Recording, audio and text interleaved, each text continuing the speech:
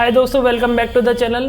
मेरा नाम है राहुल मित्तल और आज की इस वीडियो में हम बात करने वाले हैं एटसी प्लेटफॉर्म के बारे में।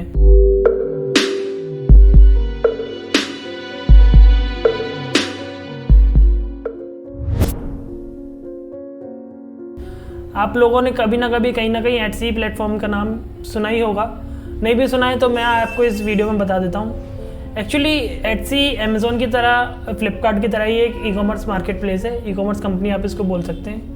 बट लेकिन इसकी जो वर्किंग है और इस पर रजिस्ट्रेशन का जो तरीका है, इस पर सेलिंग का तरीका, वो अमेज़ॉन फ्लिपकार्ट से बिल्कुल ही अलग है। मतलब वहाँ पे जैसे आप लिस्टिंग करते हैं आपको जीएसटी की रिक्वायरमेंट होती है। यहाँ पे अगर आप लिस्टिंग करते हैं तो आपको जीएसटी की रिक्वायरमेंट नहीं है। आप इंडिविजुअल अकाउंट भी क्रिएट कर सकते हैं एटसी पे, और आप अगर जीएसटी है आपके पास, जीएसटी के थ्रू भी रजिस्ट्रेशन कर सकते हैं। अमेज़ॉन में आपका क्या होता है कि आपके पास रेडीमेड मैन्युफैक्चर प्रोडक्ट्स होते हैं। यहाँ पर एटसी मैन्युफैक्चर प्रोडक्ट्स को अलाउ नहीं करता है। एटसी का मेन फोकस ये है कि वो विंटेज प्रोडक्ट्स या फिर हैंडमेड प्रोडक्ट्स या फिर हैंडमेड क्लोथिंग लाइंस, ऐसी सारी चीज़ों को ज़्यादा फेवर करता है। तो जो जिस भी टाइप के प्रोडक्ट्स एटसी अलाउ करता है, जिस भी टाइप के प्रोडक्ट्स एटसी पे ज़्यादा चलते हैं, उसकी मैं लिस्ट आपको डिस्क्रिप्शन बॉक्स में दे दूंगा और अभी वीडियो में भी आगे आपके साथ शेयर कर दूंगा। तो रिक्वायरमेंट्स की बात कर लेते हैं। सबसे पहले आपको एक पेपाल अकाउंट की ज़रूरत पड़ेगी। मैंने बताया था आप इंडिविजुअल अकाउंट या बिजनेस अकाउंट कुछ भी क्रिएट कर सकते हैं पेपाल पे पेमेंट्स रिसीव करने के लिए। दूसरा, आपको डेबिट कार्ड या एक क्रेडिट कार्ड की ज़रूरत पड़ेगी। थर्ड जो स्टेप है वो है आपका एक सेविंग अकाउंट या करंट अकाउंट। आप सेविंग अकाउंट या करंट अकाउंट किसी भी अकाउंट से शुरू कर सकते हैं। चलिए, रिक्वायरमेंट्स की बात हो गई। अब बात कर लेते हैं कि एटसी पे सेल करने के बेनिफिट्स क्या क्या है। देखिए, एटसी पे सेल करने के बेनिफिट्स ये हैं, जैसे आप सपोज कीजिए आप एक छोटे वेंडर हैं, छोटे कोई आर्टिस्टन है, जैसे आप मूर्तियाँ बनाते हैं अच्छी अच्छी, या फिर आप तांबे का काम करते हैं, ठीक है, डेकोर आइटम्स आप बनाते हैं, जैसे जग बनाया आपने, अपने सिल्वर का ग्लास बनाया या फिर कॉपर का ग्लास बनाया, ठीक है। तो आपके क्या होता है ना, वो प्रोडक्ट्स आप बाज़ार में तो सेल करते ही हैं, जो कंपनीज खरीद के ले जाती हैं आपसे, या फिर आप भी कहीं पे सेल करते होगे किसी दुकानदार को या फिर किसी उसको, उनको तो आप सेल करते हैं। बाकी इन चीज़ों की जो विंटेज आइटम्स की जो डिमांड है वो यूएस और यूके की ऐसी कंट्रीज़ में बहुत ज़्यादा है, क्योंकि वहाँ पर ये प्रोडक्ट इजीली अवेलेबल नहीं होते हैं, ठीक है। तो एटसी का मेन फोकस इसीलिए इन्हीं प्रोडक्ट्स पे ज़्यादा है, क्योंकि इनकी मार्केट भी ज़्यादा है और लोग इन प्रोडक्ट्स को अच्छे प्राइस पे खरीदना चाहते हैं। तो सबसे पहले बेनिफिट तो ये हो गया ग्लोबल एक्सपोजर का। दूसरा बेनिफिट क्या है? दूसरा बेनिफिट आपका ये है कि इसमें जो ऑर्डर्स होते हैं वो प्रीपेड ऑर्डर्स होते हैं। मतलब सपोज कीजिए आपके पास आज आपने स्टोर खोला, महीने भर के अंदर, या फिर आपके पास सपोज कीजिए आपका बहुत ही अच्छा लगे तो 4 दिन के अंदर या फिर 5 दिन के अंदर आपके पास एक ऑर्डर आ गया, ठीक है। तो वो जो ऑर्डर आया उसका पेमेंट डायरेक्टली आपके जो पेपाल अकाउंट है उसमें क्रेडिट हो जाएगा, और क्रेडिट होते ही वो पेमेंट आपको 2 दिन में आपके पेपाल अकाउंट से आपके बैंक अकाउंट में रिसीव हो जाएगा। तो पेमेंट इसमें काफ़ी अच्छा है। और तीसरा पॉइंट जो है इसका बेनिफिट जो है वो रिटर्न्स। इसमें रिटर्न्स जो है वो ना के बराबर है, बिल्कुल नेग्लिजिबल रिटर्न्स है। अब जो पॉइंट है वो फॉरमोस्ट और सबसे मेन इंपॉर्टेंट पॉइंट है, जो पॉइंट है वो मैं बताने जा रहा हूँ। वो पॉइंट ये है कि शिपिंग। अगर आप कोई फिजिकल प्रोडक्ट सेल कर रहे हैं, मान लीजिए कोई टी शर्ट सेल कर रहे हैं, कोई जैसे आप ज्वेलरी का आइटम कोई सेल कर रहे हैं, आप कोई कस्टम मेड स्टोन सेल कर रहे हैं, कोई रिंग सेल कर रहे हैं, तो वो सारी चीज़ें आपको शिप करनी पड़ेंगी जहाँ से भी ऑर्डर आया है। अगर जैसे यूएस से ऑर्डर आया तो यूएस को शिप करनी पड़ेगी, और अगर यूके से ऑर्डर आया तो यूके में शिप करनी पड़ेगी। तो उसके लिए क्या करना होगा, आपको अपना एक थर्ड पार्टी कोरियर सर्विस से इंटीग्रेशन करना पड़ेगा। एक थर्ड पार्टी कोरियर सर्विस से आपको अपने प्रोडक्ट्स शिप करने पड़ेंगे। तो थर्ड पार्टी प्रोडक्ट शिप करने के लिए आप इंडिया पोस्ट का इस्तेमाल कर सकते हैं। इंडिया पोस्ट इंटरनेशनल भी अवेलेबल है। आप DHL का इस्तेमाल कर सकते हैं, आप फेडेक्स का इस्तेमाल कर सकते हैं। आपके ऊपर डिपेंड करता है कि आपके लिए कौन सा कुरियर सर्विस बेस्ट सूटेड है और किसके चार्जेस सबसे कम है। तो आप अपना हिसाब से देखिएगा किसकी सर्विस सबसे बेटर है और किसके चार्जेस सबसे कम है। वैसे मेरे हिसाब से DHL का काफ़ी बेस्ट है। DHL की सर्विसेज भी बहुत फास्ट है और जल्दी प्रोडक्ट डिलीवर हो जाता है। विदिन 10 डेज़ में आपके पास से प्रोडक्ट डिलीवर हो जाता है। और बाकी डिपेंड करता है, जैसे कि आप किसी गांव से सेल कर रहे हैं, अगर आप किसी Tier 2 Tier 3 सिटीज़ से सेल कर रहे हैं तो उस केस में क्या होता है कि वो Tier 3 सिटी या Tier 2 सिटी से सबसे पहले मेन हब जाता है दिल्ली जाएगा। दिल्ली में वो अप्रैल में लोड होगा और वहाँ से फिर वो लोग उसको शिप करेंगे। तो उसमें इंटरनल जो कंट्री के बीच में जो टाइमिंग होती है उसमें थोड़ा टाइम लग जाता है। शिपिंग के लिए मैं आपको रिकमेंड करूंगा कि आप एक अच्छा शिपिंग पार्टनर ढूंढें। शिपिंग आपको खुद ही करनी पड़ेगी। एटसी की कोई शिपिंग सर्विस अवेलेबल नहीं है। जो भी चार्जेस वगैरह की बात है और रजिस्ट्रेशन प्रोसेस है वो अपन अभी लैपटॉप स्क्रीन की तरफ चलते हैं और देख लेते हैं कैसे होगा। तो चलिए बिना किसी देरी के चलते हैं लैपटॉप स्क्रीन की तरफ। देखिए एटसी पे सेल करने का वैसा तो कोई चार्ज नहीं है, लेकिन मैंने आपको बताया था कि एटसी पे सेल करने के लिए आपको एक लिस्टिंग फ़ी देनी होती है और पर ऑर्डर पे एक ट्रांजैक्शन फ़ीस देनी होती है, ठीक है। तो लिस्टिंग फ़ीस में आपको 16 रुपये लिस्टिंग फ़ीस मतलब $20 करके $20 एक ये फ़ीस होती है इनकी पर मंथ की, मतलब पर मंथ के लिए ये 20 सेंट्स करीब चार्ज करते हैं, ठीक है। तो वो एक लिस्टिंग फ़ीस है उनकी, जो कि कोई बहुत ज़्यादा नहीं है। उसके बाद 6.5% ये ट्रांजैक्शन फ़ीस चार्ज करते हैं पर ऑर्डर पे, मतलब जो भी आपका ऑर्डर है, जैसे $100 का ऑर्डर है तो उस पर 6.5% ट्रांजैक्शन फ़ीस आपसे चार्ज कर लेंगे और बाकी का जो पेमेंट होगा उस पर आपकी पेमेंट आएगी, ठीक है। तो देखिए इसके लिए सबसे पहले आपको etsy.com पे आना है। etsy.com पे आने के बाद आपको सबसे नीचे स्क्रॉल करना है, सेल ऑन एटसी पे आपको क्लिक करना है। अब आपको यहाँ पर ओपन न्यू एटसी शॉप पे क्लिक करना है। तो अपन न्यू अकाउंट क्रिएट कर रहे हैं तो अपना हम ईमेल एड्रेस इसमें एंटर कर देंगे, जो भी आपका ईमेल एड्रेस है। साइन अप के लिए जो आपकी ईमेल आईडी, जो भी आप ईमेल आईडी यूज करना चाहें उसको एंटर करके कंटिन्यू पे क्लिक कीजिए। अब आपको अपना यहाँ पे फर्स्ट नेम डालना है एंड उसके बाद पासवर्ड एंटर कर देना है। पासवर्ड एंटर करने के बाद आपको रजिस्टर पर क्लिक करना है। क्लिक करने के बाद एक ये न्यू पेज ओपन होगा। पूरा इन्फॉर्मेशन फिल करने के लिए आपको यहाँ पर गेट स्टार्टेड पे क्लिक करना है। क्लिक करने के बाद ये ओपन हुआ है पेज, इसमें आपको क्लिक करना है। यहाँ पर ये आपसे पूछ रहा है कि आपको एटसी के बारे में कैसे पता चला या फिर आप एटसी पे क्यों आए।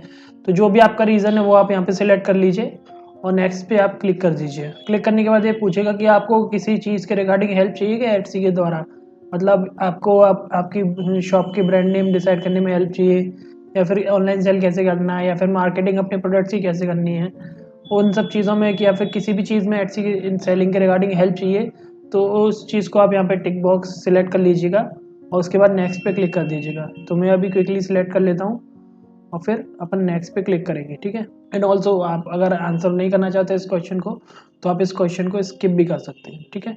आपको अपने स्टार्ट योर शॉप पर क्लिक करना है तो क्लिक कर देंगे। क्लिक करने के बाद ये आपसे पूछ रहा है आपकी शॉप की लैंग्वेज में आपको इंग्लिश सिलेक्ट करना है, ठीक है। कंट्री जो भी आपकी रेस्पेक्टिव कंट्री, इंडिया है तो इंडिया, बाकी अगर बाहर से कोई दिख रहा है तो उनको अपनी कंट्री के हिसाब से सिलेक्ट करना है। करेंसी आप INR भी सिलेक्ट कर सकते हैं या फिर डॉलर्स भी सिलेक्ट कर सकते हैं, कोई दिक्कत नहीं है। अपन INR सेलेक्ट करके आगे बढ़ जाएंगे। सेव एंड कंटिन्यू पे क्लिक कीजिए। अब इसके बाद यहाँ पर आपको अपना एक शॉप का नेम देना है। अब जैसे हमने नेम दे दिया, अब सेव एंड कंटिन्यू पे क्लिक करेंगे। अब आपको अपनी एक लिस्टिंग क्रिएट करनी है। लिस्टिंग क्रिएट करने के लिए आपके पास अपने प्रोडक्ट्स के फोटोज अवेलेबल होने चाहिए। वो फोटोज यहाँ पर आपको अपलोड करने हैं। तो मैं यहाँ पर क्विकली फ़ोटोज़ सारे अपलोड कर देता हूँ, फिर हम आगे बात करते हैं।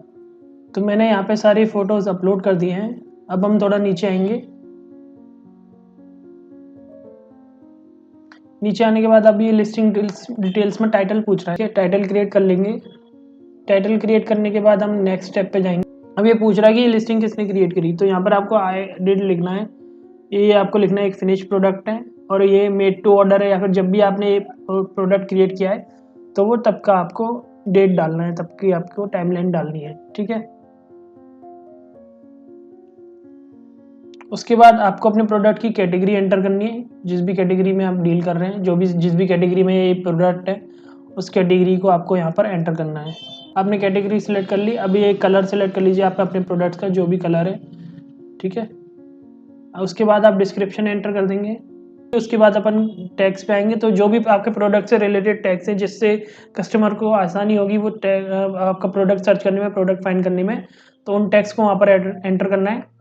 मटेरियल में जो भी आपके प्रोडक्ट का मटेरियल है वो आपको एंटर कर देना है। इसके बाद आपको क्वांटिटी एंटर करनी है, जितनी भी क्वांटिटी के प्रोडक्ट आपके पास है। इसके बाद आपको SKU एंटर करना है। उसके बाद आप वेरिएशन एंटर कर सकते हैं, वो मैं आपको बाद में बताऊंगा। तो नेक्स्ट स्टेप पे जाना है जो कि है डिलीवरी। यहाँ पे आप शिपिंग चार्ज एंटर कर देंगे पर प्रोडक्ट के हिसाब से। अब ये एल्सवेयर यानी इंडिया से बाहर अगर शिपिंग हो रही है, तो इंडिया से बाहर शिपिंग हो रही थी आप DHL सबसे अच्छा ऑप्शन है और इंडिया पोर्ट्स भी अवेलेबल होता है, FedEx भी है, UPS है। तो ये सारे ऑप्शन यहाँ पर आ रहे हैं, यहाँ से आप सिलेक्ट कर लीजिए और आगे बढ़ जाइए। और डिलीवरी पे आप मतलब एक्सपोर्ट डिलीवरी पे, बाहर के ऑर्डर्स पे आप कितना शिपिंग चार्ज करना चाहते हैं वो भी आप यहाँ पर एंटर कर सकते हैं। इसके बाद आपको कुछ नहीं करना है, आगे बढ़ना है और अगले सेक्शन पे आना है, रिटर्न एंड एक्सचेंज।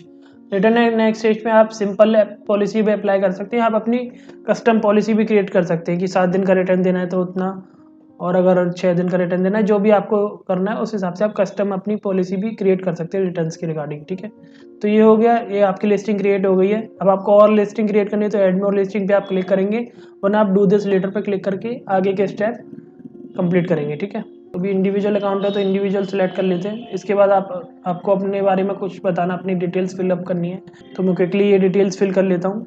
उसके बाद आपको अपना बैंक अकाउंट का नंबर डालना है। ठीक है, इसको एंटर करने के बाद आपको आगे बढ़ जाना है, और यहाँ पर एक ये ऑप्शन आ रहा है manual payments mode method. Manual payments method में पेपाल का ऑप्शन आ रहा है। यहाँ पर आपका पेपाल अकाउंट अगर नहीं है तो आपको क्रिएट करना पड़ेगा। पेपाल अकाउंट क्रिएट करने के लिए सिंपली आपको पेपाल सर्च करना है गूगल पे। ठीक है, PayPal account create India Google पर सर्च कीजिए, पहला लिंक आपको दिखेगा, उस पर क्लिक कीजिए। साइन अप फॉर फ्री इस ऑप्शन पर क्लिक करना है आपको। ठीक है, इंडिविजुअल आपको अकाउंट क्रिएट करना है, इंडिविजुअल केस में रजिस्ट्रेशन करते हुए। नेक्स्ट पे क्लिक करने के बाद आपको अपना मोबाइल नंबर एंटर करना है, उस पर एक OTP आएगा, OTP आपको एंटर करना है यहाँ पर। OTP एंटर करने के बाद आपके पास एक नया पेज ओपन होगा। यहाँ पर आपसे आपका ईमेल एड्रेस पूछ रहा है, तो आप अपना ईमेल एड्रेस एंटर कर दीजिए और उसके बाद पासवर्ड एंटर कर दीजिए। ईमेल आईडी और पासवर्ड एंटर करने के बाद आपको नेक्स्ट पर क्लिक करना है। नेक्स्ट पर क्लिक करने के बाद ये आपसे आपका एड्रेस वगैरह पूछ रहा है, तो ये सारी डिटेल्स भी आप जल्दी से फिलअप कर लीजिए। डिटेल्स फिलअप करने के बाद ये आपको ये तीनों ऑप्शंस पे टिक मार्क करना है। टिक मार्क करने के बाद एग्री एंड क्रिएट अकाउंट पर क्लिक कीजिए। इसके बाद एक नया पेज ओपन होगा। नए पेज में आपसे आपका डेबिट कार्ड या क्रेडिट कार्ड पूछ रहा है, तो डिटेल्स एंटर कर देते हैं और उसके बाद आपको लिंक कार्ड पर क्लिक करना है। ये कार्ड आपका कंफर्म कर रहा है वीज़ा। कंफर्म होने के बाद आपको एक मैसेज आएगा OTP का बैंक की तरफ से, तो वो आपको OTP यहाँ पर एंटर करना है। वेरीफाई करने के बाद आपको आपका ये ईमेल एड्रेस कंफर्म करना है। ठीक है, तो ईमेल एड्रेस कंफर्म करने के लिए सेंड मेल पे क्लिक कीजिए। या तो ईमेल रिसीव हो गया, कंफर्म ईमेल एड्रेस पे क्लिक कर देंगे। पासवर्ड एंटर करने के बाद आपको कंफर्म ईमेल एड्रेस पे क्लिक करना है। ईमेल एड्रेस पे क्लिक करते आपका अकाउंट कंफर्म हो जाएगा। अभी आपसे पूछ रहा है कि आप कोई पेमेंट मेथड इसमें लिंक करना है। ठीक है, तो आप एक कार्ड भी लगा सकते हैं या फिर आप अपने बैंक अकाउंट भी इसमें एंटर कर सकते हैं। ठीक है, तो ऐड बैंक अकाउंट पे क्लिक करेंगे। उसके बाद यहाँ पर आपसे IFSC कोड पूछ रहा है। ठीक है, IFSC कोड आप अपना एंटर कर दीजिए। उसके बाद आप अपना अकाउंट नंबर एंटर कर दीजिए। तो लिंक योर बैंक पे क्लिक करना है। क्लिक करने के बाद 1 या 2 दिन के अंदर पेपाल आपके अकाउंट में 2 सैंपल अमाउंट डिपॉजिट करेगा। उन सैंपल अमाउंट को आपको रिस्पेक्टिवली यहाँ पर एंटर करना है। ठीक है, तो वो जब अमाउंट आपके पास आ जाएगा तब यहाँ पर आपको वो वेरिफिकेशन का ऑप्शन भी आ जाएगा, वेरीफाई करने का ऑप्शन आ जाएगा। अभी वो ऑप्शन अवेलेबल नहीं है, तो इसीलिए हम इसको ओके पे क्लिक कर देंगे और इसको अभी यहाँ से क्लोज कर देंगे। तो ये हो गया। अब वापस से हम अपने HC अकाउंट पे आएंगे। अब यहाँ पर आपको अपना पेपाल वाला ऑप्शन टिक मार्क करना है और यहाँ पर अपनी पेपाल की जो अभी ID आपने क्रिएट की है वो ईमेल ID आपको यहाँ पर एंटर करनी है। ठीक है, एक बार ID एंटर करेंगे, उसके बाद दूसरी बार दोबारा कंफर्म करने के लिए उस ईमेल ID को आप एंटर करेंगे। एंटर करने के बाद आपको सेव पे क्लिक कर देना है। क्लिक करने के बाद आपको सेव एंड कंटिन्यू पे क्लिक करना है। सेव एंड कंटिन्यू पे क्लिक करने के बाद आप अब नेक्स्ट सेक्शन पे मूव ऑन हो जाएंगे, जो कि बिलिंग वाला सेक्शन। तो ये बिलिंग वाला सेक्शन आपका ओपन हो गया है। अभी आपको ये ईमेल कंफर्म करने के लिए बोल रहा है, HC के ईमेल कंफर्म करना है आपको। अभी हमने पेपाल का किया था, अब हमें HC का ईमेल कंफर्म करना है। रीसेट कंफर्मेशन ईमेल पे क्लिक करेंगे और अपने मेल ID में चेक करेंगे कि HC की तरफ से कोई मेल आया है या नहीं। तो ये जो HC की तरफ से आपका अकाउंट कंफर्म करने के लिए मेल आया है, इसको आप ओपन करेंगे। ओपन करने के बाद एक कंफर्म अकाउंट वाले बटन पर आप क्लिक कर देंगे। देखिए, तो ये मैसेज दिखा रहा है कि you have confirmed your email address and your HC account is all set. ठीक है, तो अब इसको हम यहाँ से क्लोज कर देंगे और वो जो ऑप्शन वहाँ पर आ रहा था कि आप अपना अकाउंट कंफर्म कीजिए, इस पेज को हम रिफ्रेश करेंगे। तो ये रिफ्रेश करने के बाद बिल्कुल ठीक हो गया। अब ये बिलिंग सेट करने के लिए आपसे आपकी UPI ID पूछ रहा है। तो इसके लिए आपके पास एक UPI ID होना बहुत ज़रूरी है, क्योंकि उसके बिना ये इस स्टेप से आप आगे नहीं बढ़ पाएंगे। ठीक है, तो ये UPI ID आपको यहाँ पर अपनी एंटर करनी है और एंटर करने के बाद आपको वेरीफाई पे क्लिक करना है। जैसे ही आपकी ID वेरीफाई हो जाएगी, आपको सेव एंड कंटिन्यू पे क्लिक करना है। ठीक है, अब इसमें आपको अपना 2 फैक्टर ऑथेंटिकेशन एनेबल करना है। सिंपली ओपन योर शॉप पे क्लिक कर देना है।